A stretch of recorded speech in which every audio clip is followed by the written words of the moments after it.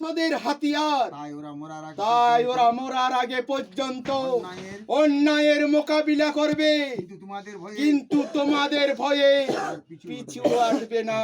তবে রে সারা ভোজালিটা ধরিয়েছে, তখন ও হাতটা ধরিয়েছে, ভোজালিটা পড়ে যাবে। সাব্বাস, সাব্বাস, তোমার ইন্টারভিউ এখানে শেষ। তোমার ইন্টারভিউ এখানে শেষ। ইন্টারভিউ, ইয়েস, ইয়েস, ইন্টারভিউতে তুমি দারুণভাবে ইন্টারভিউতে তুমি দারুণভাবে সাকসেস হয়েছো, আর সেই সাথে পেয়ে গেছো আর সেই সাথে পেয়ে গেছো আমার কোম্পানি চাকরি। সত্যি বলছেন স্যার? সত্যি বলছেন স্যার?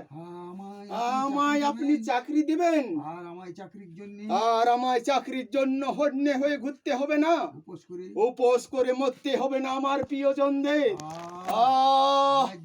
আজ যে আমার কি আনন্দ হচ্ছে, কিন্তু কি চাকরি স্যার, আমায় কি করতে হবে? এই ছোরাটা আমূল বসিয়ে দিতে হবে এই সমাজের বুকে। না,